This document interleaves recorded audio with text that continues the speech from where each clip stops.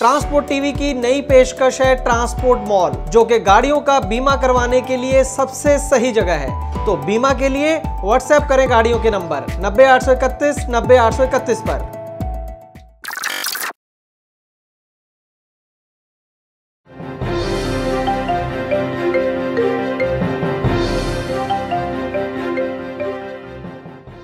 दोस्तों, एक बड़ी खबर आई है गुजरात से, जहां पर 7 ट्रक ड्राइवरों को एक साथ लूटा गया है। जी हां, हो सकता है आपने ये वीडियो व्हाट्सएप के ऊपर देखा हो, लेकिन इसकी पूरी हकीकत क्या है, ये घटना कहां पर हुई है और कौन इस वारदात को अंजाम दे रहा है, ये तमाम जानकारी देने जा रहे हैं हम आपको आज की इस ग्राउंड रिपोर्ट में। ट्रांसपोर्ट टीवी पर आपका स्वागत है। मैं हूं मनिंदर सिंह और आप देख रहे हैं ग्राउंड रिपोर्ट। दोस्तों, अगर हमारे देश में हम विकसित राज्यों की एक सूची बनाएं जो सबसे ज्यादा विकसित हैं, उसमें से एक नाम है गुजरात का। और ये जो घटना है, ये जो लूट की वारदातों की खबर लगातार आ रही है, वो भी गुजरात से ही आ रही है, जो कि बेहद शर्मनाक है। आपने ये वीडियो, पहले आप ये वीडियो क्लिप देखें जो स्क्रीन के ऊपर आप देख रहे हैं। 7 ड्राइवरों को लूटा गया है गुजरात के एक हाईवे के ऊपर। ये काफ़ी ज़्यादा वायरल हुआ ये वीडियो। दोस्तों, ये वीडियो हमारे साथ कई हमारे व्यूअर्स हैं, उन्होंने शेयर किया, लेकिन ये जो ड्राइवर भाई हैं इसके अंदर दिखाई दे रहे हैं, इनका कोई सीधा संपर्क हमारा इनके साथ नहीं हो सका। लेकिन ये जो घटना हुई है जिसमें 7 ड्राइवर्स को लूटा गया है, उससे 2 दिन पहले की एक घटना है जिसकी हमें जानकारी मिली है। उसके अंदर भी कुछ ड्राइवर्स को लूटा गया है और वो लूट की वारदात भी बिल्कुल इसी जगह की है। तो अगर हम इस लूट को समझ लेंगे, जो खबर हम आपको देने जा रहे हैं, तो आपको ये वाली कहानी भी समझ में आ जाएगी, जिसके अंदर 7 ड्राइवर्स को एक साथ लूटा गया है। जिस ड्राइवर की हम आपको खबर देने जा रहे हैं उसका नाम है सुखदेव जडेजा और ये गुजरात के ही जामनगर के रहने वाले हैं। गाड़ी नंबर आप स्क्रीन के ऊपर देख सकते हैं, अशोक लेलैंड की ये गाड़ी है। 26 मई को अंकलेश्वर, गुजरात के अंदर ही जगह है, वहाँ से लोड लेकर, कोयला था इनकी गाड़ी के अंदर, वहाँ से कोयला लेकर जामनगर ये जा रहे थे। टोटल जो डिस्टेंस है वो लगभग 445 किलोमीटर का है, 450 किलोमीटर। लेकिन अंकलेश्वर से अभी लगभग ये 145 किलोमीटर आए थे। जगह है तारापुर। तो जब ये गाड़ी तारापुर के पास में थी, उस समय सुबह के 3 बजे का लगभग टाइम था, 3 से 5 बजे का आप लगाइए टाइम था। और अचानक गाड़ी में से एक आवाज़ आने लगी, जैसे व्हील प्लेट में कुछ आवाज़ आ रही हो, उस तरह की आवाज़ सुखदेव जडेजा को सुनाई दी। जैसे कि समझदार ड्राइवर होते हैं, तो जब भी कोई आवाज़ इस तरह की गाड़ी में से आए तो वो जनरली रुक कर देखते हैं ताकि और कोई बड़ा नुकसान गाड़ी का ना हो जाए। लेकिन क्योंकि काफ़ी अंधेरा था, सुबह के 3 से 5 बजे का टाइम था, तो उन्होंने सोचा कि मैं कोई सेफ जगह पर जाके गाड़ी को रोकूं और फिर वहाँ जाकर मैं अच्छे से चेक करूँ गाड़ी को कि आवाज़ कहाँ से आ रही है। तो थोड़ी दूर वो आगे गए, तारापुर वटेमन रोड इसे बोला जाता है, वहाँ पर एक ट्रक पहले से खड़ा था। तो इन्होंने सोचा कि यहाँ पर कोई और भी ड्राइवर भाई होंगे, तो उस ट्रक के पीछे इन्होंने अपनी गाड़ी को पार्क किया ताकि वो उतर कर देख सकें कि आवाज़ कहाँ से आ रही है गाड़ी के अंदर। लेकिन जैसे ही ये गाड़ी से नीचे उतरे, 4-5 लोग वहाँ पर आए और उन्होंने पकड़कर इनको इमीडिएटली बेहोश कर दिया। सुखदेव जडेजा को बेहोश करने के बाद ये खेतों के अंदर ले गए, सड़क से काफ़ी दूर ले गए और उसके बाद वापस ट्रक के अंदर आए, क्योंकि ट्रक के अंदर क्लीनर भी सो रहा था और जिसको पता ही नहीं चला कि कैसे उसके ड्राइवर को जो है बेहोश करके कहीं और ले जाया गया है। ये लोग बड़ी चतुराई से वापस ट्रक के अंदर दाखिल होते हैं, क्लीनर को उठाते हैं, बकायदा उसे बोलते हैं कि तुम्हारा ड्राइवर तुम्हें बुला रहा है, और वो जैसे ही गाड़ी से उतरता है तो उसको भी बांध के बेहोश करके वहीं पर खेतों में ले जाया जाता है। जब सुखदेव जडेजा और उसके जो क्लीनर है उसके साथ दोनों को जिस जगह पर रखा जाता है, वहां जाकर उन्हें पता चलता है कि वहां पर और भी ड्राइवर क्लीनर हैं जिन्हें बांधा हुआ है। शायद उसी गाड़ी के होंगे वो, जो गाड़ी इस गाड़ी के सामने पार्क की हुई थी, जिसे देखकर ये जो है सुखदेव जडेजा ने अपनी गाड़ी रोकी थी। उसके बाद उनको काफ़ी वहाँ पर उनकी पिटाई की गई, उनसे शायद पैसे वगैरह के बारे में पूछा गया होगा कि क्या तुम्हारे पास कितने पैसे हैं और क्या चीज़ें हैं। उसके बाद गाड़ी में से लगभग 15,000 रुपया और मोबाइल लेकर ये लोग वहाँ से फरार हो गए।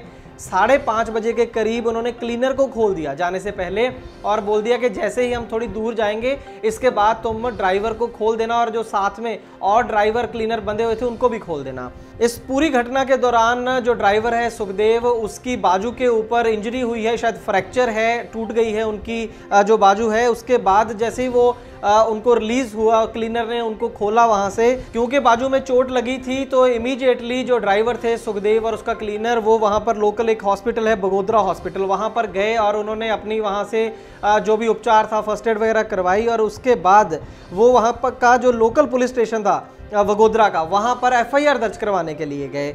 और यहां पर आपको सुनकर ये हैरानी होगी कि उस वगोदरा पुलिस स्टेशन वालों ने एफआईआर दर्ज करने से मना कर दिया। उनका कहना था कि ये हमारा थाना क्षेत्र नहीं पड़ता है, आप लोग तारापुर पुलिस स्टेशन जाइए और वहां पर रिपोर्ट लिखवाइए। लेकिन तारापुर पुलिस स्टेशन जो था वो वहां से काफी दूर था, पहले ही उनके साथ लूट की वारदात हो चुकी थी, उनकी पिटाई हुई थी, बाजू में फ्रैक्चर था।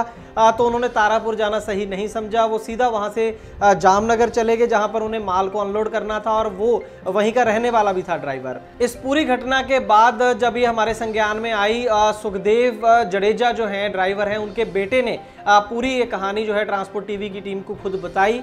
जी, ये मेरे पापा हैं सुखदेव सिंह, मैं उसका सन हूँ सूर्यपाल सिंह। अभी जो तारापुर वटामन के बीच में जो हादसा हुआ है, अभी चल रहा है गुजरात में ट्रेड, 5 लोग नीचे जो ड्राइवर नीचे उतरते हैं उसको लूटने के लिए ले जाते हैं और बाद में उसके पैसे ले लेते हैं, मारते हैं। और मेरे पापा के हाथ में ये फ्रैक्चर आया है, उसकी हड्डी टूट गई, इसकी वजह से उसके हाथ में अभी प्लेट बिठाई है, ऑपरेशन आया है। उसके बाद हमारी टीम ने एसएसपी आनंद एरिया जो वहां पर पड़ता है जहां पे ये घटना हुई, उसके एसएसपी से बात की। तो एसएसपी आनंद जो हैं उन्होंने माना कि हाँ, जो तारापुर एरिया है उसी हाईवे के ऊपर इस तरह की घटना हुई है। पहले ये घटना हुई है जिसके अंदर 2 गाड़ियों को लूटा गया और उसके बाद एक साथ 7 गाड़ियों के ड्राइवरों को लूटा गया। तो उनका कहना ये है, उनका दावा है कि कुछ लोगों को अरेस्ट किया गया है, हालांकि कुछ लोग अभी भी फरार हैं, लेकिन वो लोग कौन है इसके बारे में कोई भी जानकारी एसएसपी आनंद ने हमें नहीं दी।